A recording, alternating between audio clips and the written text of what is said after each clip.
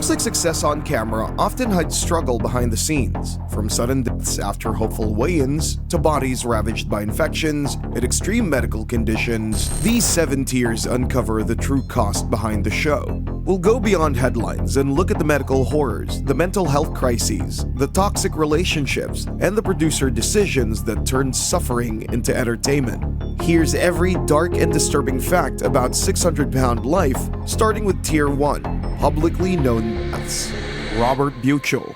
Robert appeared on Season 6, Episode 8 as one of the heaviest patients, weighing over 842 pounds. But his real struggle began after his bariatric surgery and the removal of multiple lymphedema masses. However, prior to his visit with Dr. Now, Robert was consuming multiple painkillers, and even Dr. Now was shocked when he revealed the amount he was consuming. But following his surgery, Dr. Now was careful not to let Robert go back to his old habits.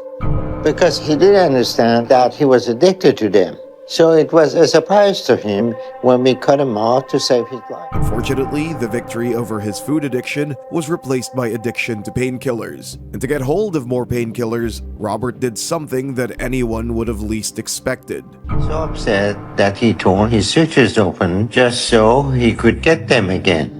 But it is extremely important that he gets back to walking again. And when he was sent back to the rehab center, he reportedly refused to even attempt exercise without the use of painkillers. He constantly gave excuses, saying, "It's more of a leg problem, not me wanting to do this problem." Just stop with the excuses and get out of this bed. Tragically, just a few months later, on November 2017, Robert passed away after suffering a heart attack. The news hit viewers hard, with one writing, "That episode is a tearjerker. This was one of the saddest ones. He just got so sad he gave up."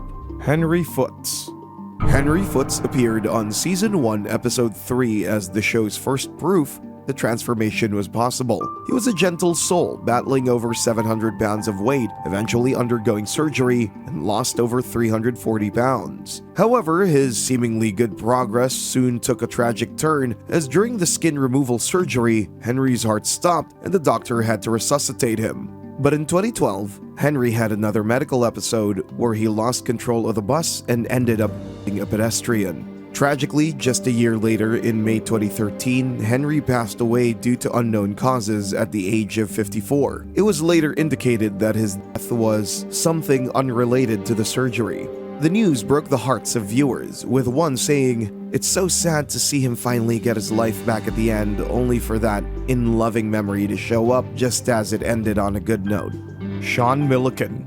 Sean appeared on Season 4, Episode 12 as one of the youngest patients who struggled with dependency and deep emotional wounds stemming from deep childhood trauma. Angry at me, and he had a tendency to get in my face and yell at me. He would do things like back me into a corner, and I was just worried what he might do when he lost it. It was scary. I didn't know.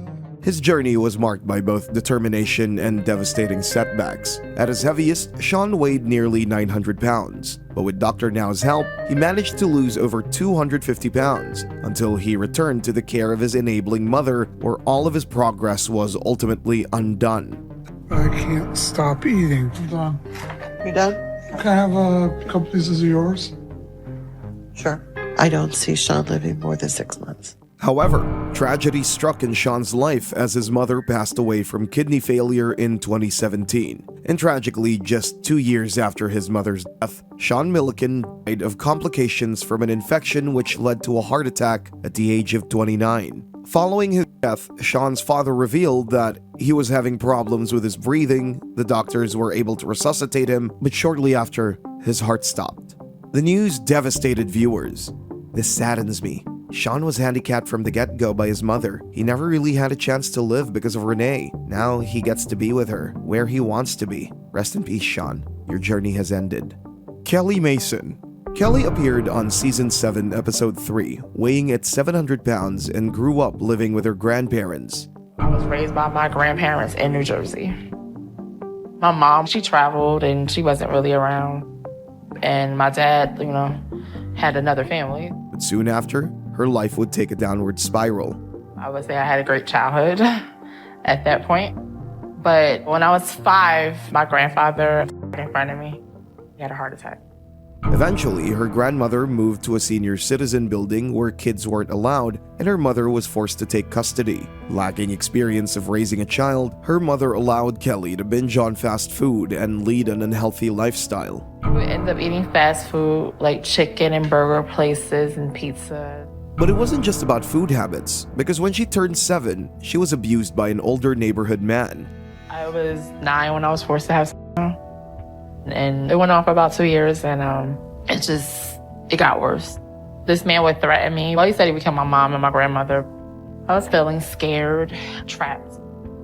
Unsurprisingly, this childhood trauma and lack of parental intervention led to the stage where she was now. However, her situation reached a breaking point during her hospital discharge when Kelly fell forward in the car and became stuck, requiring a team of medical workers and firefighters to remove her. Despite going through all these struggles, she eventually lost around an impressive 350 pounds from her starting weight. Unfortunately, her progress came too late, as just 2 weeks after a final checkup with Dr. Now in 2019, Kelly died in her sleep from cardiac arrest. Her death was heartbreaking for many viewers, with one commenting, "I was hoping she'd be a success story because of how much she suffered as a child and how she mentioned she didn't want that to defeat her. Luckily, it didn't, and her progress was amazing up until she died." Kalisa McMillan. Kalisa appeared on Season 8, Episode 12 as a mother of 4 children as she endured an extremely difficult life marked by an abusive husband. My husband got arrested and finally went to jail, and that's when I felt that I could finally leave him. But still, her comfort eating persisted, and the severe consequences of this coping mechanism would soon take a devastating turn. My brother was over visiting at the time, and so he called 911. By that time, the ambulance had made it there. My heart gave out, and it stopped. Learning the reality of her condition and by the deep love for her daughter, she understood that change was her only option. So, she turned to Dr. Now. Initially showing progress, she lost 144 pounds, earning approval for bariatric surgery. But disaster struck almost immediately after the surgery as an internal suture ruptured, causing dangerous hemorrhaging.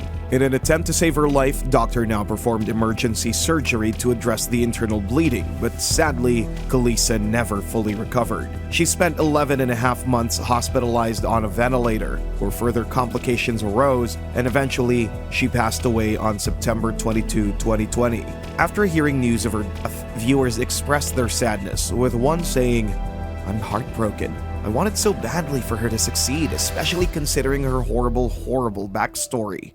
I hope her daughters are okay. On the bright side, she's now free from all her pain and torment." Renee Baran. Renee appeared on Season 6, Episode 12 with a story of remarkable courage, inspiring transformation, and profound tragedy that captured viewers' hearts but ultimately ended far too soon. She came to the show as a former fat fetish model. Not only did I find out that there was men out there that like big women, but there was also men out there that love to watch women eat. They're called feeders. And was weighing 631 pounds at the start of her journey. She faced a lifelong battle with obesity that devastated her health, mobility, and quality of life. Her struggles traced back to a traumatic childhood, where she turned to food for comfort after she went through some of the worst things possible as a child. And when I was 9, my stepdad started molesting me. My mom knew everything that was going on. There was times when I would see her and she was watching, so I know she knew. But she didn't care enough to stop it. These early experiences fueled decades of emotional eating, leading to severe complications including massive lymphedema swelling in her legs and feet. During her initial consultation with Dr. Now, Renee was rushed to the emergency room due to breathing difficulties. After classified as non-life-threatening, she revealed her goal to qualify for weight loss surgery, but her path soon took a devastating turn when she got diagnosed with Guillain-Barré syndrome, a rare disorder causing lung blood clots, blood infections, and cardiac arrests. Despite these overwhelming challenges, Renee worked hard. losing 250 pounds while keeping fans updated through her Facebook page. But tragically, this significant weight loss still wasn't enough, as just 1 year after her episode aired, Renee died at age 51 on May 2021 due to unknown causes, while many suspected Guillain-Barré syndrome ultimately claimed her life.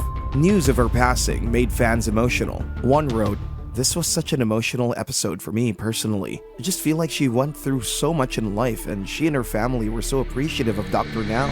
Tier 2. Suicides. While many lost their lives to bodies pushed beyond their breaking point, for others, it was the relentless battle within their spirits that proved hardest to survive. L.B. Bonner. L.B. Bonner appeared on Season 6, Episode 6 as a charismatic, determined man who instantly became a fan favorite, not just because of his dramatic physical transformation, but with his bright personality.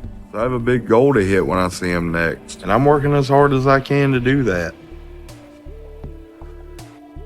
Despite outward signs of recovery, he began expressing feelings of isolation and despair. There's days where I feel so worthless, I think. I'd be better off in the ground. So I just stay home and I don't go out. His first emotional distress came when his aunt, Dora, got diagnosed with cancer, eventually leading to her passing away. She ended up passing away. I'm telling you, when his ma too died, it's like this little boy was just crushed. It's just like his whole world fell apart. And this pushed him to excessive eating. Food was the only thing that helped, but the pain would come back, so I'd start eating again. And anytime I'd just kind of have that blah, empty feeling, after my parents went to bed at 8 or 9 o'clock, I'd go into the refrigerator and I'd eat whatever was in there. And so I just kept gaining. And I hit 200 when I was 12. But his life turned around when he skipped Mother's Day lunch with his family to go out for a ride with his friends. One of my best friends, he wanted to go ride four-wheelers that weekend. I knew it wasn't a good idea at my weight, but I wanted to have some fun. The last trail we were on is where I ended up getting into my accident, shattering a bunch of stuff in my foot. And after a failed surgery attempt, I ended up with a bone infection. And it left me with only a few options, and the option we went with was amputation. This accident broke him even more, making him believe he was a burden to his family. But even then, I don't really want to face anyone because I just feel like such a huge disappointment, letdown, and I feel like my parents completely regret the day that they signed adoption papers on me. And this eventually led him to resort to unhealthy food habits and later, alcohol. Yet after all the struggles, LB became one of the success stories in the show for turning his life around, going from 642 pounds to 380 pounds. And after getting sober, he reached a remarkable milestone of around 200 pounds. Seeing LB turn his life around and his progression with his weight loss journey left viewers impressed, with one of them commenting, "This guy kicked ass when he was on the show. I remember being so happy for him when he was running on the track at the end of the episode. He'd lost so much weight that he kept needing new prosthetics." But off the camera, his depression worsened to the point that LB stopped talking to his own family about things that bothered him. His deteriorating mental health was visible throughout the show when he talked about how he felt in a therapy session. I was adopted as a newborn, and I've struggled a lot my whole life with feeling kind of like a burden and a disappointment to my family in general. Even though LB looked happier and was in a better place than ever with all his weight loss achievements, his sister shared, "He had a smile I'd never seen before. He was healthier than I'd ever seen. I thought my brother was great. I had no worries." Underneath the surface, his suicidal signs were on full display when he started sharing cryptic social media posts. And on the same night after making this post, he committed suicide via gunshot wound to his head, taking his life at only 30 years old. Minutes before pulling the trigger, he had called police in desperation.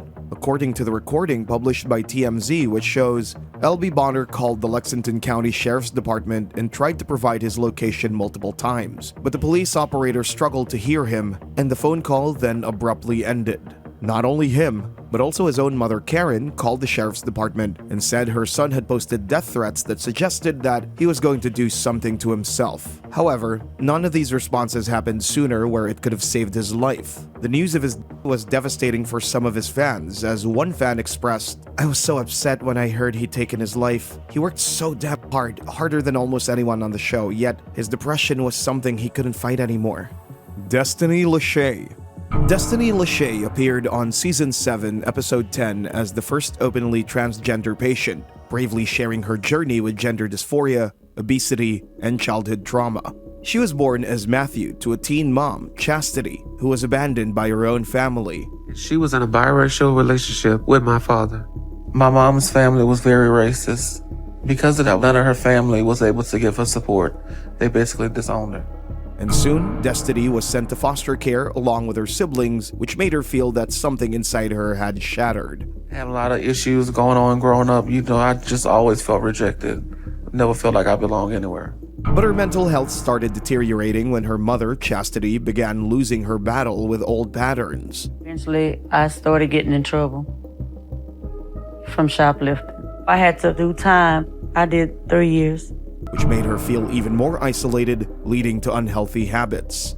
So, during that time, everything felt so much lonelier. Aside from my brothers, I felt like I had no one. So I needed the escape of food even more.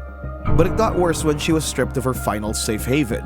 My foster mom, Mama Rose, died, and all of her other foster kids were sent to other homes. So I was split from my brothers, and I lost them during that time. With my mom gone, they were my only family. And after years of craving acceptance to finally meet her father, the devastating truth emerged. He rejected me that day. He was on the phone with my mama saying, "This isn't my son. My son would want to play sports, and he doesn't look anything like me, so this isn't my son." And literally like a week later, they called me and told me he died.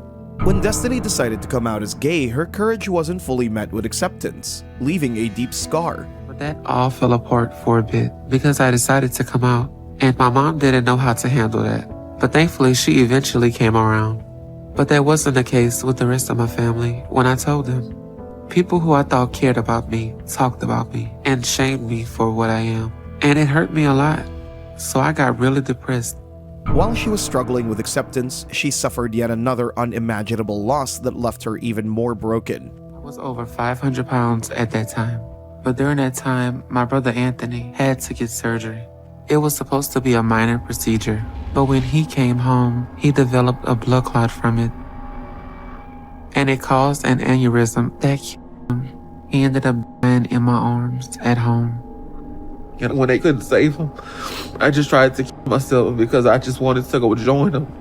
This left a wound that never truly closed even after she left the mental facility. I still carry a lot of guilt from that day because I feel like I could have saved them. I feel like maybe if I would have woke them up earlier. The losses of her loved ones and the unrelenting isolation that followed finally overwhelmed her, to the point where in February 2022, her brother Wayne Compton confirmed that she had died by suicide. Angela Gutierrez. Angela Gutierrez, who appeared in Season 7, Episode 15, was a single mother who had a rough path with relationships. This was especially difficult when her second partner, Daryl, turned out to be a terrible person. I was with Daryl for about 5 years. He was an alcoholic, and he was abusive. And at the age of 28, she first had her gastric bypass surgery, but as she started losing weight, she became irresponsible and ended up paying the price. I stayed drunk one weekend.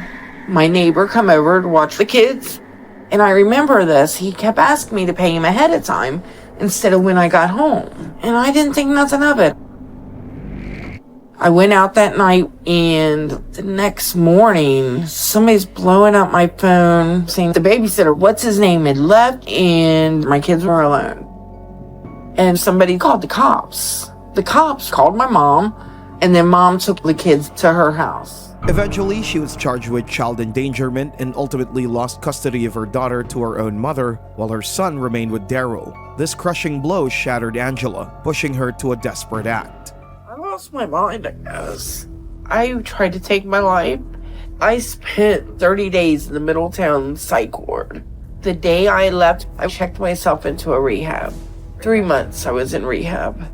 But I was still gaining weight though. We were eating a lot. Ultimately, on March 21, 2023, she passed away due to health complications. Despite her ongoing struggle with food addiction, Angela kept misjudging her weight loss progress and was often called delusional, and viewers showed no remorse when she passed away. One viewer wrote, "I have no pity for this woman. She chose her addiction over her children and over her life." Tier 3. Lawsuits. The silent tragedies of suicide brought not only sadness, but a search for responsibility, as families and survivors looked for justice beyond grief. James Bonner.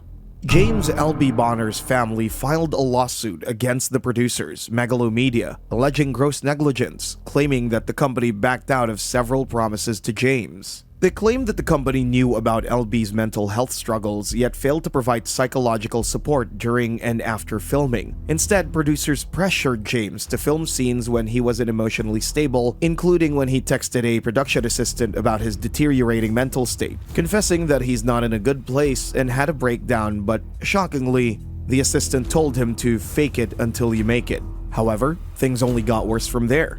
Instead of keeping their promises, they not only denied him access to mental health care, but also declined to pay the agreed-upon medical bill, which resulted in bill collectors harassing him for payment. In addition, when James himself reached out for mental health support to the producers, they showed no concern despite clear warning signs. Gina Crassley. Gina Crassley, who appeared on Season 8, Episode 5, later spoke out and became a vocal plaintiff as she sued producers Megalomedia, as well as parent company DBA Holdings and contracting company Mansfield Films for more than $1 million. Gina specifically alleged that Dr. Now put her on an extreme weight loss diet for the TLC show. However, in order to support the producers' narrative, they required her to eat excessive amounts of food on screen in order to portray her as someone who could not follow a diet. This in turn caused both humiliating setbacks and physical harm to her recovery, and when Dr. Now expressed disappointment in her progress, I can't move ahead with surgery if she's still gaining weight. So I'm very disappointed in this outcome and her choices right now. the lawsuit states she was barred from his care. Ultimately, her lawyer says she was taken advantage of by the producers who allegedly put ratings above her health and were neglecting the welfare of those who appeared on the show. She also went on and claimed that the producers breached their duty of reasonable care by failing to require a psychological evaluation before putting her on a diet, failing to provide adequate mental health services, and causing emotional distress for the purpose of ratings and more. The producers countered the allegations by blaming her own negligent conduct and citing signed liability waivers. But Gina didn't stop there, as she requested a motion to depose Tony Westbury, CFO at Megalomedia, and Jonathan Nazarian, executive producer of My 600-Pound Life. And later, she joined other cast members like Gene Covey, Maya Radonovic, Nicole Lewis, Destiny Lachey, Alicia Kirgan, and Anjanette Whaley, who were also suing the production company for a number of grievances, including fraud, negligence, and more. Lawsuits against Dr. Now.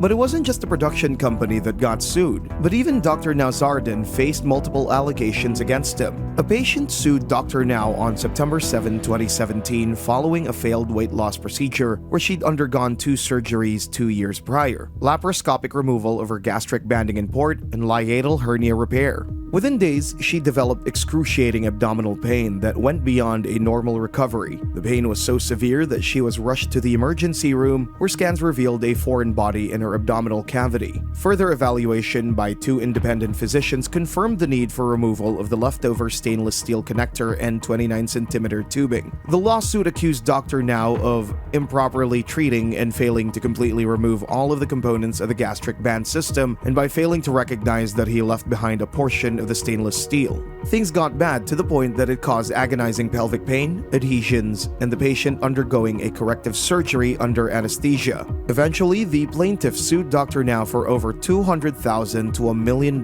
in damages. But this wasn't the first malpractice suit against Dr. Nazarian. In 2012, a former patient, Michelle Park, sued after a shocking discovery of a 6.69-inch surgical tube left inside her body during a gastric sleeve surgery, which remained undetected for 22 months. This tube unfortunately punctured her colon and required emergency removal of part of her intestine. It caused constant physical pain, emotional distress, permanent scarring, and huge medical bills, all from what they claimed was a preventable mistake. Even in 2007, Dr. Now was sued by Colleen Shepard after Tina Shepard died 1 year after a gastric bypass surgery performed by the doctor. Before her death, she claimed that he failed to follow up properly. The doctor has since explained that they called Tina Shepard repeatedly in order to engage her in follow-up appointments, but that she never showed up. Stories like this leave you wondering, not just about medical responsibility, but why so many people keep ending up in these desperate battles with their own health in the first place. But ever wondered why diets almost always fail?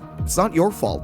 It's how your body works. Here's the thing. Most diets overload you with restrictions. You cut calories, you feel miserable, and your body goes into survival mode, slowing your metabolism and making you crave junk food even more. That's why it feels like an endless cycle. But science shows there's a better way. In fact, a study published in the International Journal of Obesity found that people who replaced 2 meals a day with nutrient-dense shakes lost about 3 times more weight in 12 weeks compared to those who just cut calories. That's exactly what the smoothie diet is built around.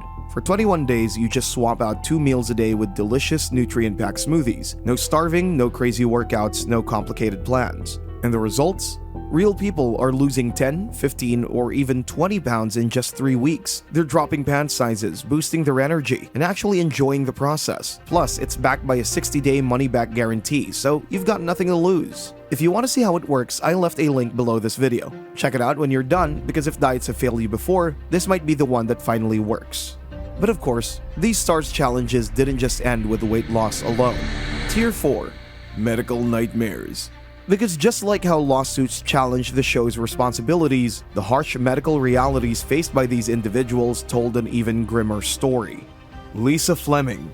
Lisa Fleming appeared in Season 6, Episode 7 as a 704-pound patient who has completely lost the ability to care for herself, barely being able to move a muscle. Lisa was completely dependent on her daughter, Danielle, from cooking, bathing, to cleaning her up after she soiled her bed nearly every day. While tending to her mother's most intimate needs, Danielle noticed that her mother's chronic leg pain was worsening, accompanied by swollen, infected skin. And that's when both Lisa and her daughter made a shocking discovery. So used to being in so much pain, I don't even know what to do. When I was 23, my dad got sick. The flesh on her body had decayed so badly that it had become a breeding ground for maggots. As expected, this revelation grossed people out, with one commenting, "If having maggots on your skin isn't a wake-up call, I don't know what is." Lisa's case was so advanced and so neglected that only the most intensive hospital-grade intervention stood any chance of reversing the downward spiral. And despite multiple appointments with Dr. Now to address her horrible condition, I'm hurting so bad. This leg really bothers me. Yeah, see all that lymphedema, and we will address that once we get your weight down. she and Danielle still ignored his medical opinion. I don't believe it's gained in weight. You clearly didn't stick to the diet. No. You have not lost weight, and you're significantly overweight. Lisa's refusal to change and her attitude to life left viewers frustrated, with one commenting, "She wasn't embarrassed and didn't seem to be bothered by it, like it wasn't even her problem." James King. James King appeared on Season 5, Episode 11 as someone who had lost all ability to care for himself. Even the most basic acts of hygiene have become impossible for him, as he regularly soiled himself in bed, lying in his own feces and urine until someone cleaned it up. And his girlfriend Lisa had no choice but to wash his rotting body every day, surrounded by the same soaked sheets and stagnant stench he had lived in for years, until sores from immobility formed on his legs, later diagnosed as cellulitis, a bacterial skin infection that causes inflammation and pain. And it breaks my heart to see that James is trapped in a bed and can't do the things that he loves to do. Okay. Don't let me down hard. I'm not. I got you.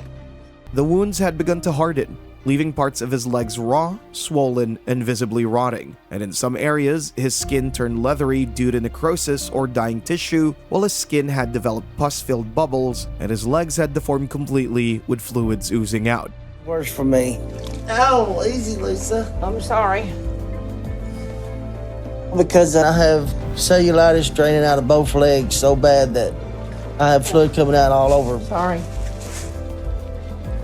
And every time my legs strain, it's like I'm getting stung by a wasp or something. You hurt my leg? Jean Covey. Jean Covey appeared on Season 7, Episode 11. She developed a severe infection on her inner thigh, which had caused her to lose blood excessively through her wounds. Upon Dr. Now's investigation, he found that the infection was caused by fecal matter lodged deep in her skin folds. The infection had developed due to her not washing herself properly and had become so severe that Dr. Now had to immediately scrape the filth and dirt off her dead flesh to prevent any further complications. Watching her unsanitary condition and her lifestyle made viewers so disgusted that one even commented, their hygiene was worse than their eating habits. The end of the episode may have been some of the most disgusting shots we've ever seen on the show. What a sad way to end an overall depressing episode. Sean Milliken. Sean Milliken made an appearance on Season 4, Episode 11, weighing over 919 pounds as a patient whose skin had stretched and torn to the point that it left large open sores beneath his folds, oozing with pus. It's really important that he stays clean because he gets open sores real easily. And because of his constant pressure against the mattress, he had developed multiple rashes and infections between the folds, which were moist and swollen and had to be cleaned out frequently to keep the skin from breaking down even further. The relentless toll of his condition was perhaps most tragically evident in his legs, which had grown swollen and discolored, covered in ulcers and rashes. Lisa Eberson. Lisa Eberson appeared in Season 10, Episode 14 as a patient weighing over 600 pounds who was completely bedridden for over 3 years. She suffered from extreme lymphedema that had worsened with each passing day, and her legs had swollen to a massive size, covered in hardened leathery skin that had begun to split and rot. The surface was marked with oozing sores and thick rashes, and the constant pressure only made her condition worse. But this wasn't all. Her foot infection got to a severe level where her boyfriend, Randy, literally had to scrape the dead skin off her legs every time he washed her body. Her poor living condition and how she used Randy made viewers disgusted. She was a really nasty person, treated everyone that tried to help her like shit, lived in filth, and used Randy until he died. Dolly. Dolly appeared on Season 10, Episode 12 as a patient who had developed a massive lymphedema lump hanging between her thighs. I've had a lymphedema mass under my stomach for 4 years now, so I have to put my leg up on the side of the tub and have Cheyenne reach through there and scrub for me, which is pure torture. With a restricted motion and poor hygiene, her skin was prone to developing severe infections and rashes. Tier 5. Mental health horror and toxic relationships. While medical emergencies demand urgent care, it's the psychological horror and toxic relationships that often leave the deepest, longest-lasting scars. Michael Dominguez. Michael Dominguez, who appeared in Season 5, Episode 8 as a 600-pound patient, was brought up in an extremely strict household. He often unleashed his anger on his wife Ronnie, accusing her of not caring about his struggles. But the worst part was, he even abused his children verbally, snapping at them over the smallest things. Taking his anger issues out on me and the kids. DJ, you're slacking. Come on, son. DJ, did I ask you, does that box fit next to it? If you're not throwing your tantrum, he's throwing these little tantrums. I asked him, does the box... I'm the one that's doing this. Okay, then don't do it. Which got so many viewers infuriated. He has no business yelling at anyone for slacking. In the cruelest twist, Michael's abuse intensified relentlessly while Ronnie and his daughter Brianna were breaking their backs merely to survive. I'm working now. My daughter's working 2 jobs. She's going to school, I'm going to school, and all the weight's been put on me and Brianna to bring in money so that we could pay the bills. All along, he'd been verbally abusing them non-stop until his anger erupted beyond psychological torment and escalated into shocking new territory. The breaking point came when Ronnie revealed a horrifying truth during a visit with Dr. Now. What's up with that finger? He went to the restroom and he was like yelling, calling me names and everything. I pushed open the door and he slammed the door so hard. Lee Sutton. Lee Sutton appeared in Season 6, Episode 1 as someone whose relationship with his girlfriend Rena was toxic and abusive. He first appeared on the show as a 650-pound patient whose extreme obesity left him entirely reliant on Rena for bathing, toileting, and even feeding. Yet he repaid her tireless care with constant toxic behavior, with one viewer saying, "Lee's one of those users who's always on the lookout for someone vulnerable they can take advantage of and make them into a servant. He doesn't love her, but she's devoted to him." Soon, his toxicity even spilled over into the very program meant to save them when Rena revealed, "Will you admit that we're not doing as well here as we should do?" We are. But I'm not talking about just eating. And as if that wasn't toxic enough, Lee started manipulating his girlfriend for his own sick agenda. He's still been overeating and doing things he shouldn't. And he's even starting to tell me that I shouldn't get surgery, and I don't know why. We missed our last appointment with Dr. Now because Lee didn't want to go because he knows he's overeating, but it was completely selfish of him because it's my turn to get weight loss surgery. This had viewers commenting, "After she helped him pee and took care of him at the expense of her own health, this is disgusting." But undermining her hope was only the beginning, as his manipulation quickly escalated into outright verbal abuse. "I don't understand why you can't back off. You just keep pushing my buttons." But that doesn't give you the right to mistreat somebody. And things started getting serious when Lee revealed he physically abused Rena during a therapy session. I am not physical with you. No, you drive me there. There is nothing to drive a person to physical abuse. You constantly put me down, tell me I'm low. These violent behaviors were starting to make viewers increasingly angry toward Lee. Lee definitely dragged Rena down. He liked being waited on by her and abusing her. He liked that she just sat there and took it. I really hope Rena found someone who prioritizes her. And when his ego finally snapped, things couldn't get any worse. In a fit of rage during another heated moment, Lee did the least expected thing. I know this, but it ain't like I doubled my fist and knocked the piss out of her. What people have to realize is that domestic violence is progressive. Lacey and Ricky. Lacey and Ricky met online, a connection that quickly turned into caretaking. Despite Ricky's emotional epilepsy, he shouldered Lacey's daily needs. And I do have to have help now, especially with certain things. I have not been able to wipe myself in 7 years. And sometimes that responsibility falls to my boyfriend. Yet Lacey made near zero effort toward independence, sparking immediate suspicion from Ricky's sister and legal guardian Sharon, who saw the toxic truth beneath the surface. What? It's not love. We all know it is not love.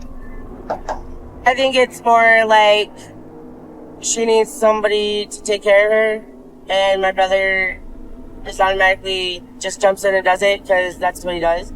But what truly enraged Sharon was the discovery she made on their way to Houston. Lacey had skipped critical medical appointments, but what really rubbed her off was Lacey's excuses. We couldn't get couldn't get there on, I think it was because he couldn't get there get financial afford plane tickets or something. I don't remember. Plane tickets are hella cheap right now. You mean to tell me you were supposed to go see the doctor then? Understandably, Sharon's rage intensified because she had helped her raise funds only for Lacey to spend them on something unnecessary. You are not ready to lose weight.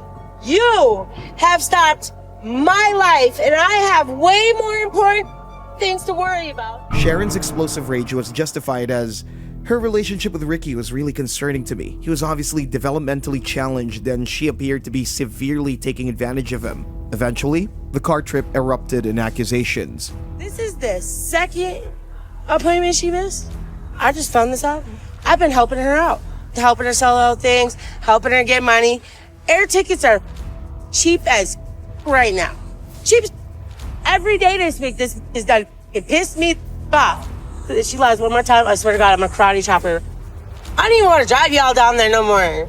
Y'all could have been down there a long time ago. As Ricky sat silently and realizing she wanted to get Ricky away from his family so that she could be on his payee on the disability checks. Finally, cornered by Sharon's confrontation and sick of Lacey's deception, Ricky reached his breaking point.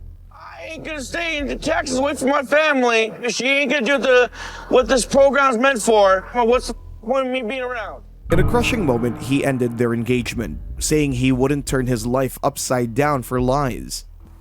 And I'm done. Done.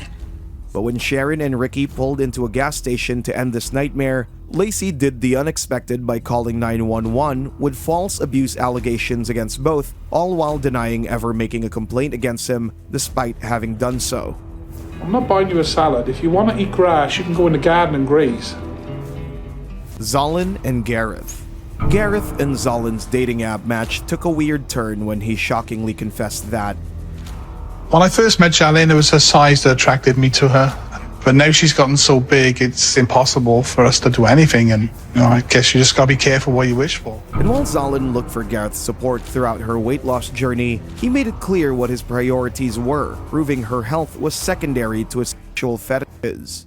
He says, I married you 10 years ago when you were a happy fat girl, and I was happy to marry a happy fat girl. If you'd have told me 10 years ago I was marrying an unhappy fat girl, then maybe I wouldn't have married you. I mean, I'm a little bit sad because, I like bigger women, so it's a little upsetting to lose what you like. But, He didn't even try to hide the fact that he was with her 100% for a fetish fulfillment. While Zolin hoped for Gareth's support through her weight loss journey, he made it clear. I'm not looking to do no dieting, mind. I mean, I'll be considered around you eating, but I'm not looking to do no dieting. Then came the ultimate sabotage. Gareth took a stop over from the hospital to shove burgers and fries just to tempt Zolin. Viewers were understandably disgusted by Gareth's betrayal and commented, "You're fetishizing the thing that's killing your wife? Can't stand him. She's trying to get better and you just want a sex object." Worst of all, Gareth's abuse didn't stop there, but escalated as he actively sabotaged Zolin's effort as she fought to reclaim her health through fitness classes. I mean, rather than going to some city class where you pay him $50, why don't you start simple? Rent the house, grab the vacuum, break a sweat. And constantly challenged her weight loss journey.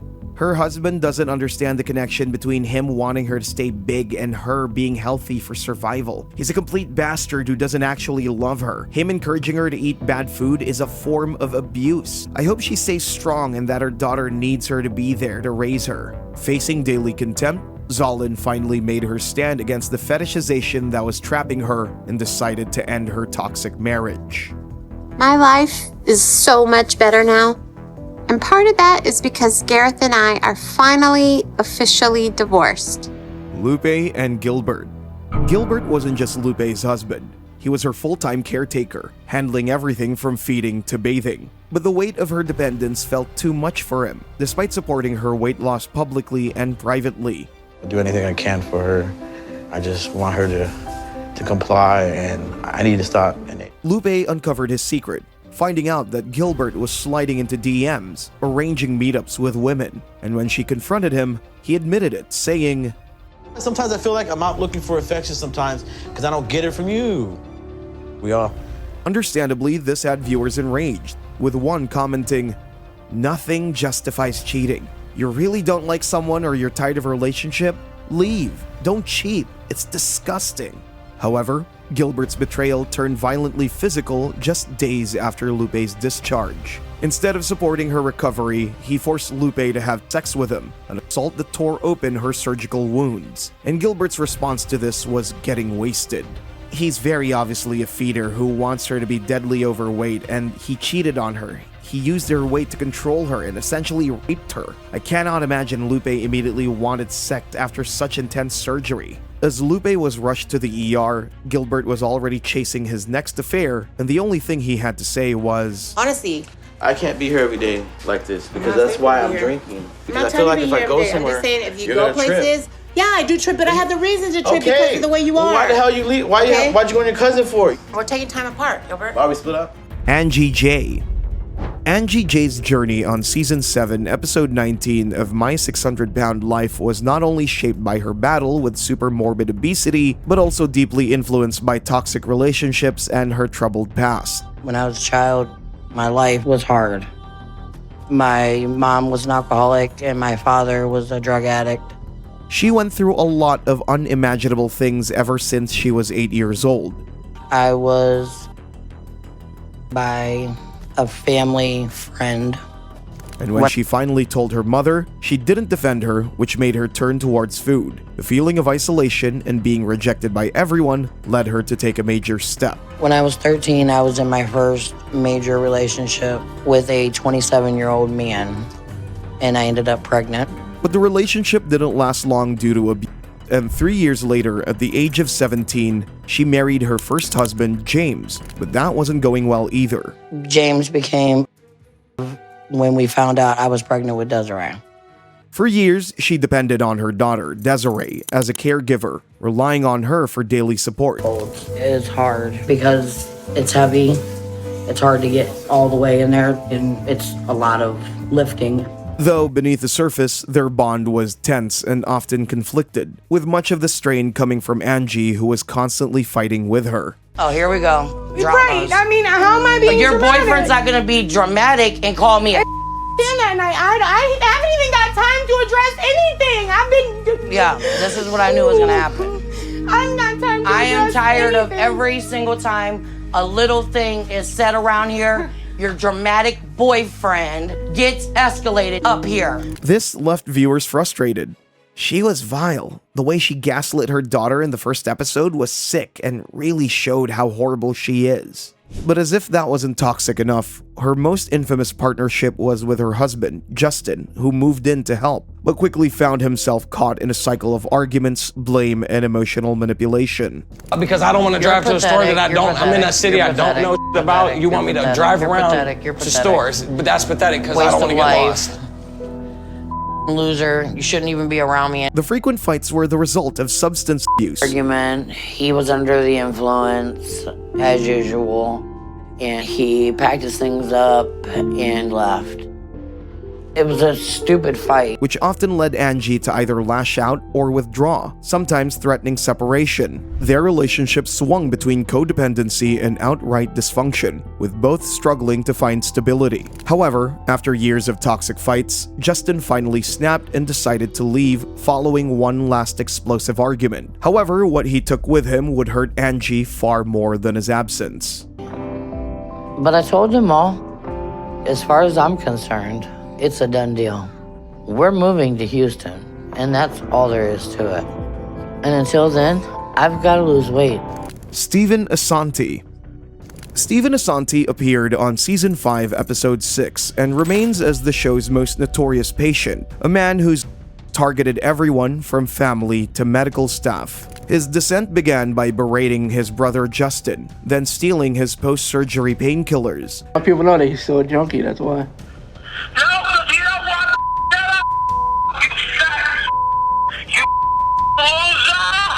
His next target was his father, first by demanding daily pizzas. Get the number. For what? For what? Pizza. Oh my God. All while secretly stashing extras for himself, but the rapidly escalated into violent extortion when Stephen started forcing his father to fund his painkiller addiction. Okay? Clean up your ears and clean them out good. I need $150 to fill my treatment medicine. Hey, do you got potatoes in your ears?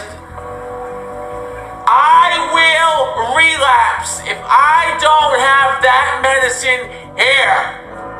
Is it going over your head what I'm telling you? But the worst was tolerated by the staff at Dr. Now's clinic when he used them as his personal servants. He keeps bothering, he keeps calling. Damn it! Are they serious? I hit that by an accident because I don't feel good, you know what I'm saying? You know that.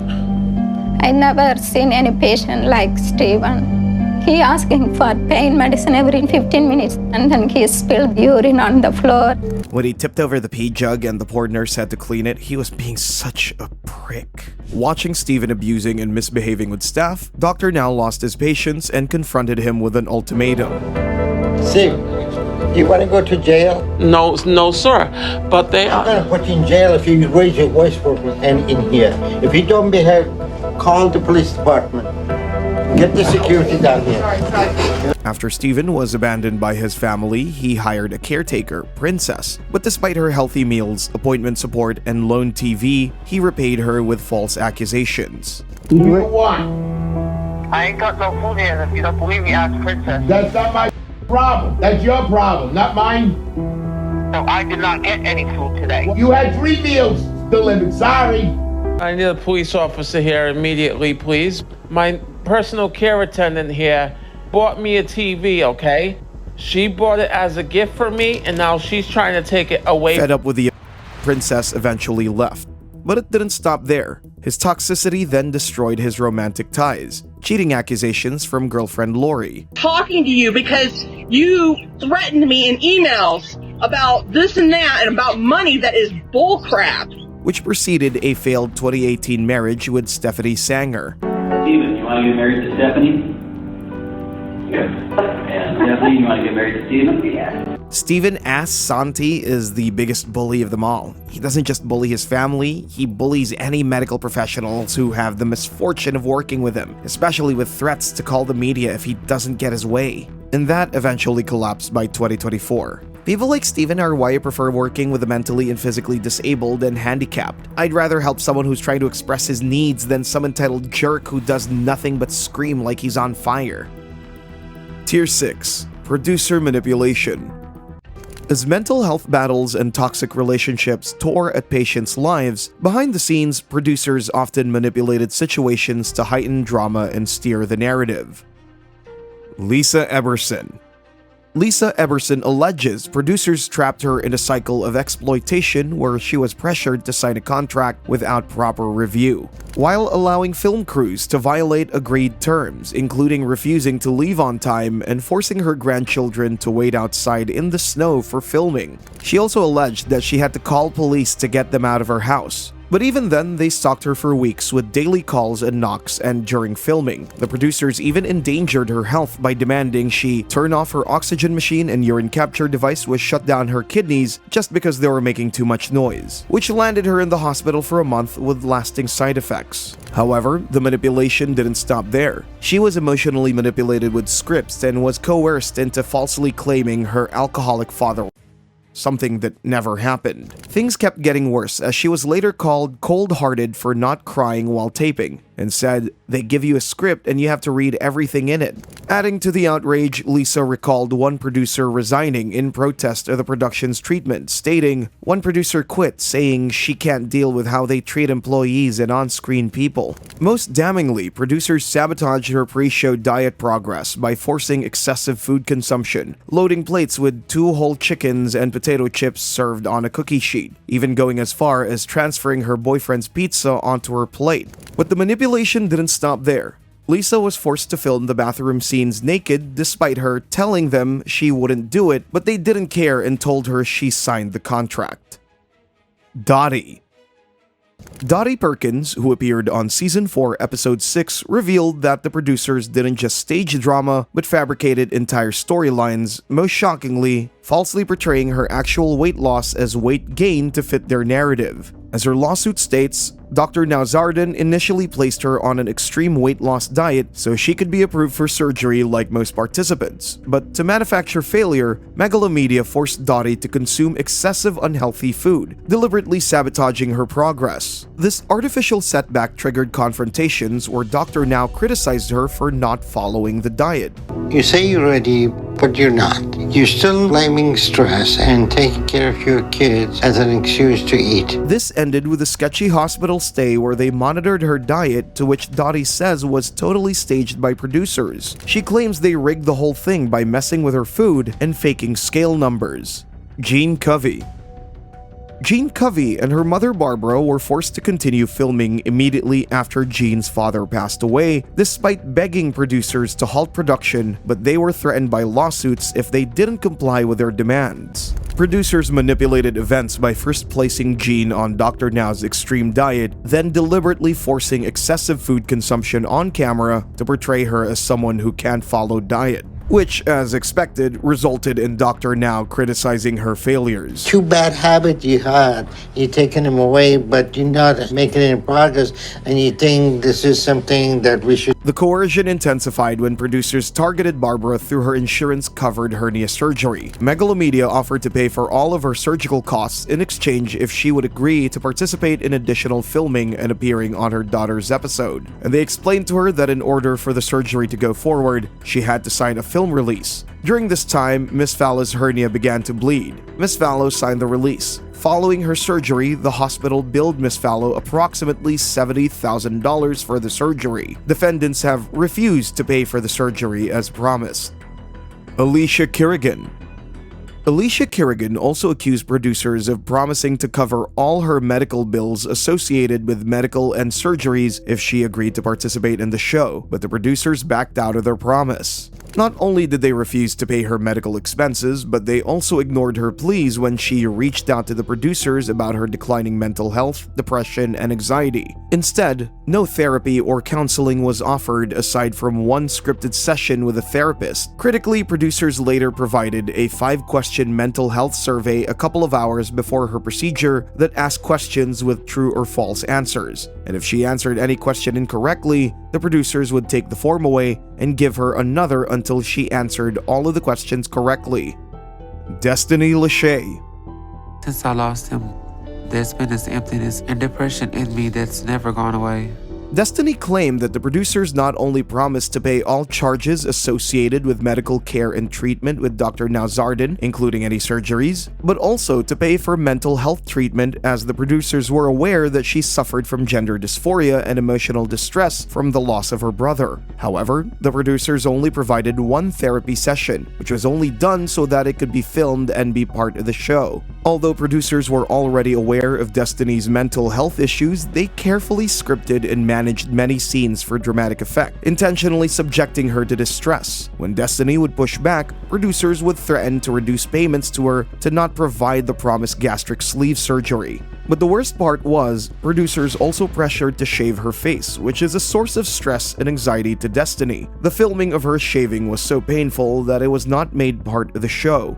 This triggered a breakdown where the stress led to Destiny to have a breakdown in which she kicked the producers out of her home and threatened to kill them and herself. Rather than attempt to de-escalate the situation, the producers returned to the home in hopes of getting more dramatic footage. James L.B. Bonner.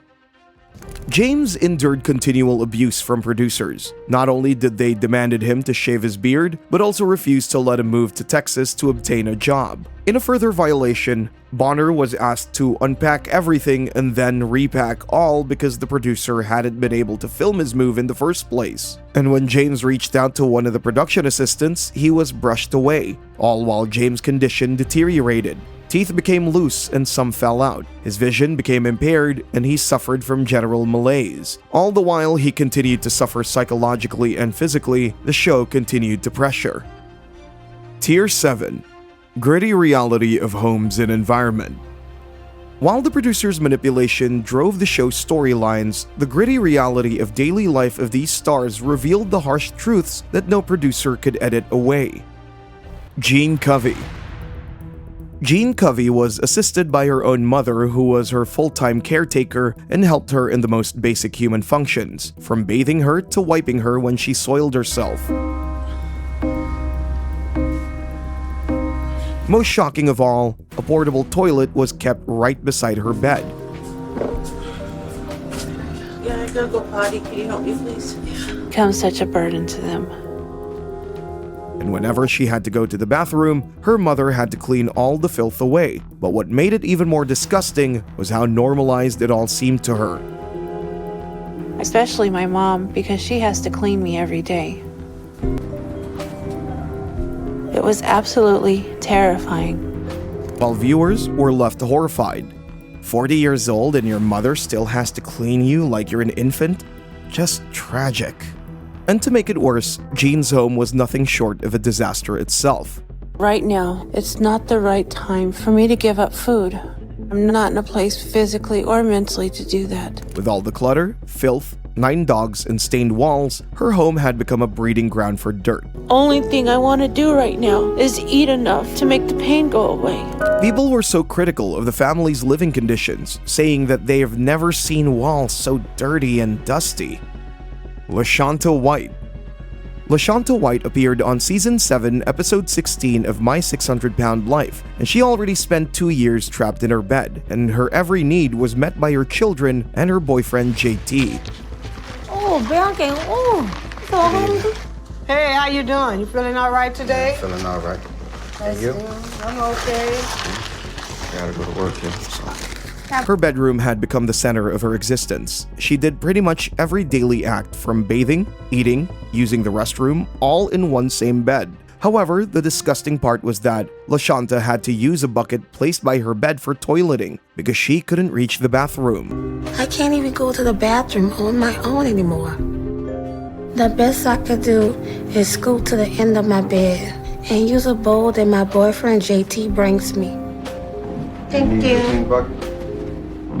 This made viewers surprised, with one commenting, "Her scooting to the edge of the bed during the first 5 minutes to pee in Tupperware had my jaw on the floor." Hygiene was a constant struggle for her, to the point that JT had to clean her with sponge baths in the same bed where she slept, ate, and relieved herself.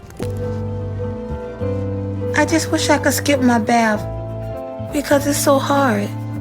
But if I skip it, the chafing and the bed sores I get will get worse. What stunned viewers most was that meals were prepared within arm's reach, sometimes with raw ingredients inches from where she slept and relieved herself. An incredibly infamous scene was where LaShonta hid fried chicken in the same bed. Because they shouldn't have to suffer because of me. And I just sneak a little bit of it when no one's looking. And maybe stash a little for later. That doesn't mean I'm not working hard. Doing things like making sure my vegetables are steamed with no butter. One such viewer said, "There's no way I'd eat food in a bed where someone pisses." With no separation between cooking and eating, resting food wrappers and empty containers often piled up on the sheets, surrounding her as she ate and spent every hour in that confined space. It's just like every food I like is gone. But as time passed, keeping things clean grew impossible. Garbage would sometimes be beside the bed, since limited movement made it hard to dispose of waste or keep clutter from building up. I think I'm at 30 pounds. Marla McCants. Marla McCants appeared on Season 3, Episode 14 of My 600-Pound Life as a mother who was confined to her bedroom for years, a space that became the entirety of her world as she was completely bedridden, unable to stand or leave the room. I wish I could take that day back. Her daughter Adele took on the immense responsibility of caregiving, which included intimate tasks like cleaning Marla to maintain hygiene. I can't do anything. I can't even bathe myself. Most of Marla's care happened right on the bed, where she spent all her time getting sponge baths in the small, crowded room. My kids have to do that for me. The challenges extended beyond just personal care. Adele was also forced to manage bringing food to her mother and taking care of laundry, all within the same tiny, overcrowded space. The room was overwhelmed with clutter and debris, creating a chaotic environment. I love food. I'm a junk food junkie. When we go shopping for her, it's not what she needs to be eating, she should be eating. Despite these limitations, Marla had no choice but to prepare her meals in this cramped bedroom, cooking among the laundry and clutter, creating dangerous fire hazards. I'm afraid that I'm gonna lose my mom. Something that even left viewers mocking her, saying, "Marla cooking fried chicken in her bed has gotta be one of the most iconic My 600-Pound Life moments." Crystal Rollins. Yeah, well, I mean, it is what it is, so. The time schedule now is completely thrown. In Crystal Rollins' home, infestation had become almost invisible to her and her daughters. Their living conditions were so bad that her house was infested with bugs and roaches seen crawling up the wall. They choose to be dirty. Oh, I can't stand that. I can't stand that. And when her brother insisted on cleaning their living space, he was met with resistance, not from malice, but from habits hardened by chronic hardship. We wouldn't have the problems we have. We literally wouldn't have these problems if they just would act right and live right, but they don't. I'm trying to be as patient as possible, and I'm just like, I never knew it was this bad. I never knew. I'm just blown away. Her poor hygiene was so bad that even Dr. Now called her out on crew. Yet the unforgiving reality of these homes didn't just shape the lives of those struggling within them, it left a profound mark on those who stepped inside to document it. A cameraman who worked for My 600 Pound Life confessed to have visited some of the filthiest homes he's ever seen. He recalled an incident where one family was so unsanitary that they covered dog excrement with plants. But the real shocker came to them when they tried to remove a bed from one of the bedrooms, only to find thousands of bugs under it, calling it the most disgusting thing they've ever seen. Now, if you like this video, feel free to subscribe or watch my other videos here.